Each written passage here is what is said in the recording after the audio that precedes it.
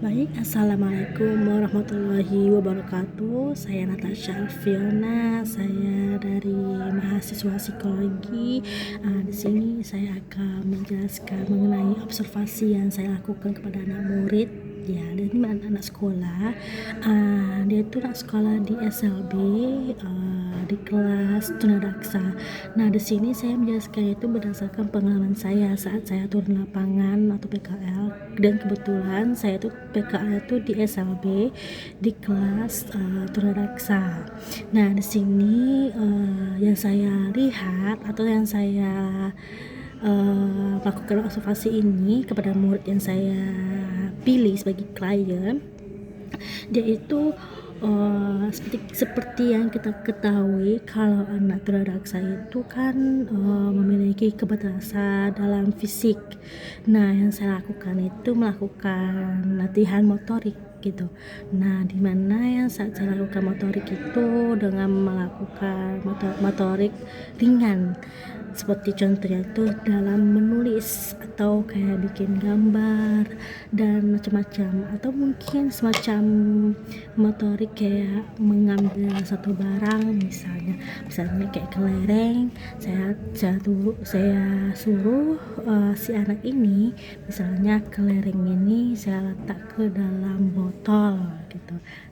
Latihan motorik kecil-kecil saja yang ringan, karena secara fisik dalam tubuh dia ini, di tangannya ini, dia itu masih bisa dibilang dia itu belum mahir dengan menggunakan tangannya. Tidak hanya itu, dalam fisik dalam yang lainnya, di kaki dia itu memiliki fisiknya tuh, kakinya ini bisa dibilang kayak letter O ya. Saya juga bingung ini letter O atau apa, saya bingung sebetulnya apa. Tapi saat saya pelatihkan, saat saya suruh dia untuk latihan sekedar untuk berdiri, untuk melihat sejauh mana dia bisa menahan kakinya, ternyata dia tuh hanya sekitar 2-5 detik aja, karena dia itu belum dilatih.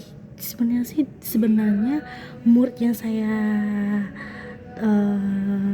ajak atau untuk melakukan observasi ini, dia itu sebenarnya tuh udah melakukan terapi gitu. Tapi yang saya dapat informasi dari guru-guru mengenai orang tuanya si anak ini, dia ini dulu melakukan terapi dulunya, tetapi tidak dilanjuti oleh orang tuanya, entah karena biaya, mungkin saya juga kurang tahu. Jadi kayak udah stuck, berhenti aja gitu, udah berhenti di situ aja. Jadi kayak untuk melatih otot kaki dan tangan ataupun bagian tubuh yang lain, jadi itu kayaknya bisa dibilang kaku. Jadi kayak masih belum kelihatan banget gitu perubahannya tuh. Gimana ya bilangnya, pokoknya secara fisik dia itu masih bisa kelihatan kaku, dan juga kayak susah dia untuk bergerak. Dan juga dalam posisi dia duduk, dan juga kebetulan dia ini duduknya tuh di kursi roda, dan saya lihat itu posisi tubuhnya ini kayak dia tuh duduk, bagian punggung dia tuh, posisi dia tuh kayak udang gitu. Gimana sebutannya ya, pokoknya tuh kayak udang.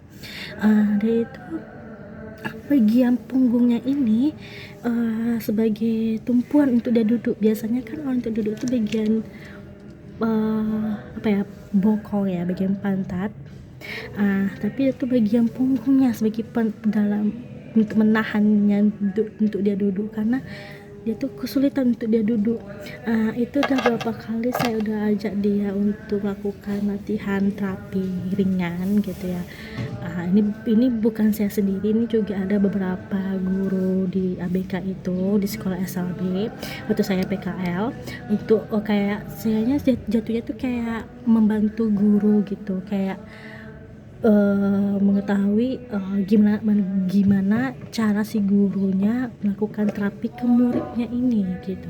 Dan kebetulan yang saya lihat itu ternyata emang seperti itu. Dia bahkan kalau untuk dia duduk itu bagian punggungnya itu sebagai tumpuan atau kayak sebagai penahan dia buat dia duduk. Biasanya kan kalau untuk duduk itu kan bagian bokong ya, bagian pantat. Jadi dia itu bagian punggung gitu, karena posisi punggungnya tuh kayak udah kayak udang gitu, karena saking dah jarangnya nggak diterapi, dah saking jarangnya sudah tidak dibawa ke tempat terapi untuk si anak gitu. Sebenarnya dia tuh udah melakukan beberapa terapi gitu dulunya, tapi udah tidak dilanjutin oleh orang tuanya, entah itu masalah biaya, entah mungkin posisinya jauh dari rumah. Saya juga kurang tahu, karena saya juga nggak mau pingin tahu banyak gitu, kemana nanya takutnya nggak enak gitu. Yang saya tahu tuh dia tuh udah berhenti aja gitu, nggak melanjutkan anaknya untuk melakukan terapi gitu ke tempat khusus gitu. Nah jadi makanya posisi anaknya tuh emang seperti itu gitu. Belum ada kelihatan kayak biasanya. Kalau udah sering nih udah lakukan terapi, mungkin posisi dia duduk itu udah mulai membaik gitu, tapi dia masih dalam keadaan membungkuk kayak bentukan udang, dan masih dengan bantuan kursi roda untuk dia gerak gitu. Bahkan dia masih belum masih menggunakan alat bantu untuk dia bergerak gitu, belum bisa untuk jalan sendiri. Bahkan untuk sekedar untuk memegang penanya dia masih kayak gini. Biasanya kita megang pena, kita kan normalnya seperti ini, megang langsung begini saja.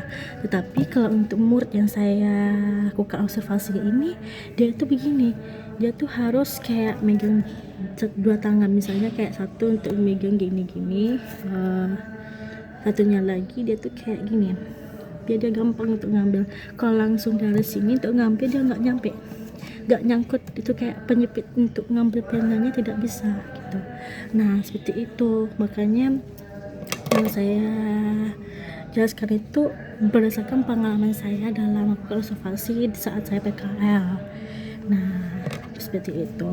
Nah jadi yang saya lakukan itu ya dengan menggunakan teori, atau kayak bukan teori, maksudnya dengan metode apa atau kayak jenis apa yang saya lakukan untuk melakukan observasi ke anak, yaitu seperti yang saya sebutkan seperti bagian awal itu saya menggunakan motor ringan saja dulu, karena bagi saya bagian yang ringan aja dia masih kesulitan. Gimana kalau misalnya saya lanjut yang sedang ataupun yang susah, misalnya dengan bantuan mungkin motor yang berat-berat gitu, misalnya entah suruh dia megang satu barang yang mungkin agak lebih gede atau mungkin yang agak berat, dia belum bisa gitu.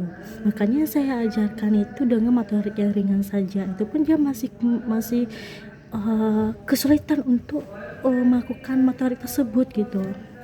Jadi seperti itu dari saya. Mohon maaf kalau misalnya ada kekurangan atau kesalahan.